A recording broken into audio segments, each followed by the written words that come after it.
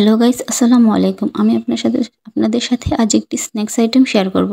তার জন্য এখানে আমি নিয়েছি 1 কাপ পেঁয়াজ কুচি, 1 টেবিল চামচ কাঁচামরিচ কুচি, হাফ চা চামচ হলুদের গুঁড়া, হাফ চা চামচ মরিচের গুঁড়া, আর স্বাদ মতো লবণ, হাফ চা চামচ গরম মশলার গুঁড়া, আর আস্ত জিরা,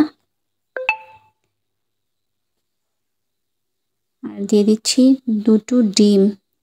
আপনারা চাইলে এখানে একটা ডিমও নিতে পারেন, কম বেশি করে নিতে পারেন। এখানে নিয়েছি আমি 3 পিস পাউরুটি।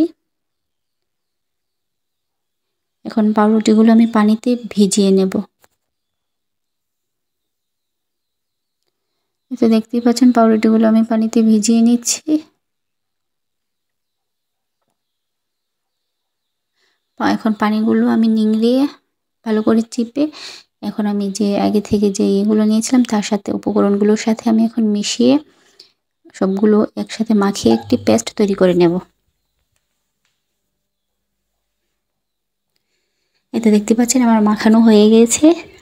এখন আমি চলে যাব চুলাতে গিয়ে এখন আমি এগুলো ভাজার জন্য কড়াইতে পর্যাপ্ত পরিমাণে তেল নিয়ে নিয়েছি। তেলটা আমার হালকা গরম হয়ে গেছে, বেশি গরম করতে যাবেন না, তাহলে পুড়ে যাবে। এখন আমি এক এক করে স্ন্যাক্সগুলো পকোড়ার শেপে বা যে শেপ করে ইচ্ছে সেই শেপ করে দিতে পারেন। এই তো আমি দিয়ে দিয়েছি। এখন আমি এগুলোকে নেড়েচেড়ে এক পাশ গোল্ডেন ব্রাউন করে ভেজে নেব। চুলাটা লো টু মিডিয়ামে রাখবেন, নয়তো পুড়ে যেতে পারে। উপরটা ক্রিস্পি হয়ে যাবে, ভেতরটা উপরটা পুড়ে যাবে, ভেতরটা কাঁচা থেকে যাবে।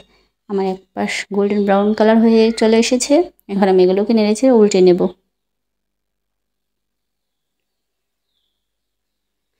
এই তো দেখতেই পাচ্ছেন পকোড়াগুলো কত সুন্দর একটা কালার চলে এসেছে। আমার পকোড়াগুলো ভাজা শেষ, দেখতেই পাচ্ছেন। এখন আমি এই পকোড়াগুলোকে নামিয়ে নেব। দেখতেই পাচ্ছেন আমার পকোড়াগুলো কতটা সুন্দর হয়েছে এবং কতটা লোভনীয়। কিন্তু বৃষ্টির দিনে সন্ধ্যায় চায়ের সাথে বা বিকেলে নাস্তার টিফিনে এগুলো আপনারা রাখতে পারেন। যদি আমার স্ন্যাক্স আইটেমটা ভালো লাগে প্লিজ একটা লাইক, কমেন্ট এবং শেয়ার করবেন, এবং ফেসবুক পেজ থেকে দেখলে আমার পেজটি ফলো করে রাখবেন।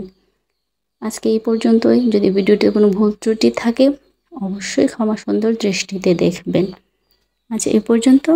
আল্লাহ হাফিজ।